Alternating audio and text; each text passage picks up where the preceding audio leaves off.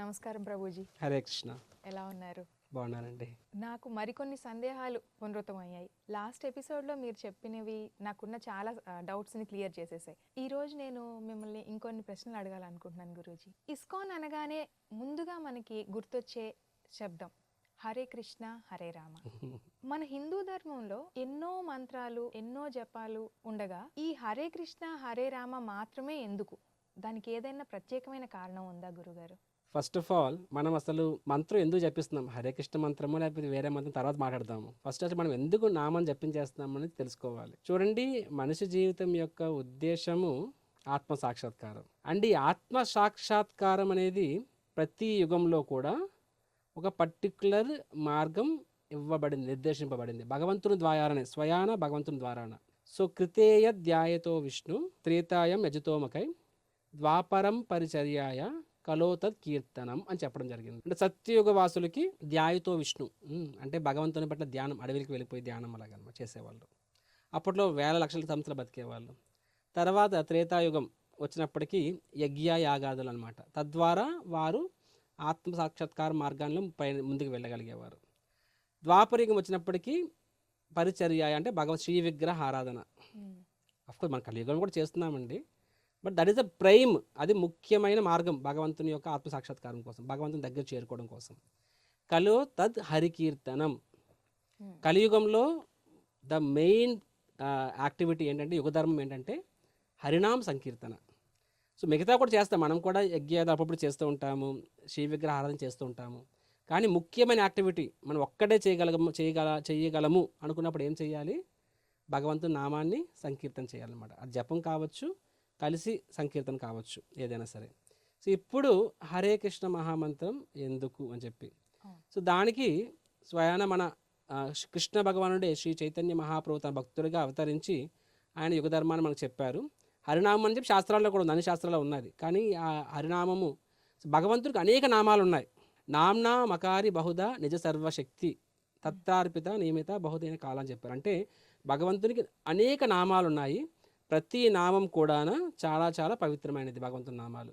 So ఏ నామం జపం చేసినా సరే దానికంటూ ఒక ఫలితం ఉంటుంది. భగవంతుని నామాలు అది మన భగవంతుని దగ్గర చేరుస్తుంది. కాబట్టి నేను ఒక్క నామాన్నే మేము హరే కృష్ణ మంత్రం జపం చేస్తున్నాం కాబట్టి ఒక్క నామం మాత్రమే గొప్పది, వేరే వేరే చెప్పదలుచుకోవట్లేదు. భగవంతుని ప్రతి నామం కూడా మన యొక్క సరైన భావంలో జపం చేసినప్పుడు ఆ నామం మనకి దారి చూపిస్తుంది, మనల్ని పవిత్రీకరణ చేస్తుంది. స్వయంగా చైతన్య మహాప్రభు చెప్పారు ఇది. సో మనము హరే కృష్ణ మంత్రం ఎందుకు జపం చేస్తాము అంటే, స్వయం శ్రీ చైతన్య మహాప్రభు శాస్త్రంలో కూడా, కలిసంతరణ ఉపనిషత్తులో కూడా ఉంది, రైట్, బ్రహ్మనార్ది పురాణంలో కూడా ఉంది. హరే కృష్ణ కృష్ణ కృష్ణ హరే హరే, హరే రామ రామ రామ హరే హరే. సో ఈ మంత్రం ఇవ్వడం జరిగింది. ఈ మంత్రం ద్వారా ఏమవుతుంది?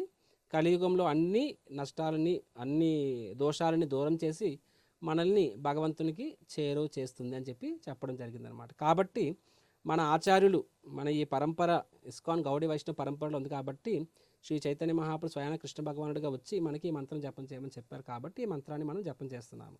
సో వేరే మంత్రాలు, వేరే భగవంతుని గోవింద, అచ్యుత, నారాయణ ఇవన్నీ నామాలు, ఈ నామం జపం చేస్తే ఫలితం ఉంటుంది.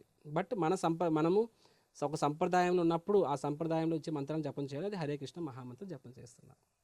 కృష్ణనామాన్ని ఎందుకని అడగొచ్చు కూడా మీరు. స్వయాన మీరు చూసినట్లయితే గీతా మహాత్మ్యంలో కూడా ఉంటుంది. ఏముంటుందంటే, ఏకో శాస్త్రం దేవకీ పుత్ర గీతం, ఏకో దేవో దేవకీ పుత్ర ఏవ, ఏకో నామ తస్య నామాని ఏవ అని చెప్పి, కర్మాత్మకం తస్య కార్యస్థ సేవ అని చెప్పి. అంటే ఒకే నామాన్ని జపం చేయగలవు అంటే ఏ నామాన్ని జపం చేయాలి? కృష్ణనామాన్ని జపం చేయాలి అని చెప్పి. ఒకే శాస్త్రం చదవగలను, అప్పుడు దేవకీ పుత్ర గీత అంటే భగవద్గీత అని చెప్పి. సో అలా కూడా చెప్పడం జరిగింది. స్వయం శంకరాచార్య కూడా చెప్పారు ఇదే విషయాన్ని. సో అందుకని మన కృష్ణనామాన్ని జపం చేస్తున్నాం. చాలా బాగా వివరించారు. ఈ కీర్తన యొక్క భావాన్ని వివరించగలరా? ఈ హరే కృష్ణ కృష్ణ కృష్ణ హరే హరే, హరే రామ రామ రామ హరే హరే, ఈ కీర్తన యొక్క భావాన్ని చెప్పమని నా మన్నవ. చాలా సంతోషం అండి, ఎందుకంటే మీరు చాలా చక్కటి ప్రశ్న అడిగారు. ఎందుకంటే ఏ మంత్రమైనా సరే దాని భావం తెలుసుకొని ఆ భావంలో ఆ మంత్రోచ్చారణ చేసినప్పుడు మాత్రమే ఆ మంత్రం మనకి ఫలితాన్ని ఇస్తుంది. It's not just by chanting, but ఆ యొక్క భావంలో జపం చేయాలి. సో ఇక్కడ హరే కృష్ణ మహామంత్రం మనం తీసుకున్నట్లయితే ఇందులో 3 పదాలు ఉంటాయి. ఒకటి హరే, రెండవది కృష్ణ, మూడవది రామ. రామ అని చెప్పి. సో మొదటిగా హరే అనే పదము సంస్కృతంలో హర నుంచి వస్తుందన్నమాట. హర అంటే భగవంతుని యొక్క శక్తి అని చెప్పి. సో ఇప్పుడు మనము అర్జునుడు ఉన్నాము, ఫర్దర్ అర్జునుడు ఉన్నాడు, మనం వాడుక భాష ఎలా పిలిస్తే ఓ అర్జున అంటామన్నమాట. మ్మ్. సిమిలర్గా హర అంటే భగవంతుని శక్తి, పిలిచినప్పుడు హరే కింద పరివర్తించుతుంది అనమాట. సో హరే అంటే భగవంతుని యొక్క శక్తిని మనము పిలుస్తున్నాము. కృష్ణ అంటే సంస్కృతంలో అర్థం ఏంటంటే ఆల్ అట్రాక్టివ్, అంటే సర్వ ఆకర్షణీయుడు అని చెప్పి. మ్మ్. మరి రామ అంటే వన్ హూ గివ్స్ ప్లెజర్, అంటే అందరికీ ఆనందాన్ని ఇచ్చేవాడు అని చెప్పి. యాక్చువల్గా రామ అనే పదం సంస్కృతంలో అర్థం, మన రాముడు భగవంతుడు, అది వేరే విషయం. ఓకే. కానీ రామ అనే పదానికి ఇన్ ఇట్ సెల్ఫ్ అర్థం ఏంటి అంటే అందరికీ ఆహ్లాదాన్ని ఆనందాన్ని ఇచ్చేవాడు రాముడు. మ్మ్. కృష్ణ అనే పదం ఆకర్షణ నుంచి కృష్ణ అనే పదంకి అర్థము సర్వ ఆకర్షణీయుడు అని చెప్పి. సో ఈ 3 పదాలు. సో ఇప్పుడు మన హరే కృష్ణ మహామంత్రం, ఇది 16 వర్డ్, ఈ యొక్క మంత్రం యొక్క అర్థం ఏంటంటే భగవంతుడా మరియు భగవంతుని యొక్క శక్తి. హరే అంటే భగవంతుని యొక్క శక్తి అనమాట. దయచేసి నన్ను మీ యొక్క సేవలో నియుక్తిని చేయండి, నన్ను మీ వాడిగా పరిగణించండి అని చెప్పి. ఇది ఈ మంత్రం యొక్క అర్థము. అండ్ ఈ మంత్రాన్ని మనము ఏ భావంలో జపించి, అంటే ఆ ఫీలింగ్ ఎలా ఉండాలంటే ఒక చంటి పిల్లవాడు తల్లిని ఏ ఆర్ద్రతతో పిలుస్తారో ఆ ఆర్ద్రతలో Krishna I belong to you, Rama I belong to you, దయచేసి నన్ను మీ సేవలో నియుక్తుని చేయండి అని చెప్పి. చాలామంది ఏమనుకుంటారంటే ఓ ఇస్కాన్ వాళ్ళు ఇంత పెద్ద సంస్థ, they are so famous, so ఆ మంత్రంలోకి అదే అర్థం ఉంటుంది చెప్పి. కానీ అంటే బై డిఫాల్ట్ బయట ఏమనుకుంటారు జనాలంటే, మనకు మంత్రం జపం చేసామంటే ఆ మంత్రం ఒక అర్థం ఉంటుంది, దాన్నే ఫలశ్రుతి అంటారనమాట. ఒక ఫలం ఉంటుంది అనమాట. భౌతికమైన విషయాలు అంటే మన ఆరోగ్యం కానీ, ధనం కానీ, సంపద కానీ, ఇంకేదో అనుకుంటారు. కానీ ఇక్కడ మనం చూసినట్లయితే హరే కృష్ణ మహామంత్రంలో మనము ఏ భౌతికమైన విషయాల్ని మనం భగవంతుని అడగట్లేదు.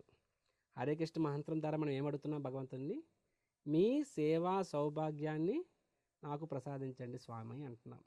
సో భగవంతుడు నువ్వు అడిగితే ఏదైనా ఇస్తాడు. కానీ భగవంతుడు నిజంగా తను ఆనందపడినప్పుడు, తను మన పట్ల సంతోషపడినప్పుడు, ఆనందపడినప్పుడు మనకి ఏమిస్తాడు? తన సేవా సౌభాగ్యాన్ని మనకి ఇస్తాడనమాట. సో ఈ మహామంత్రి ద్వారా మనం ఏమడుగుతున్నామంటే భగవంతుణ్ణి, దయచేసి నాకు మీ సేవా సౌభాగ్యాన్ని ఇవ్వండి, మీ సేవలో నియుక్తుని చేయండి. ఐఎమ్ నాట్ క్వాలిఫైడ్, కానీ మీరు అనుగ్రహిస్తే మీకు సేవ చేసుకుని అదృష్టం కలిగిస్తుంది చెప్పి. సో ఇది ఈ మంత్రం యొక్క అర్థం, భావం. ఎంత చక్కని భావం ఉంది గురుగారు. ఈ భావన మీరు చాలా చక్కగా మాకు అర్థమయ్యేలాగా వివరించారు.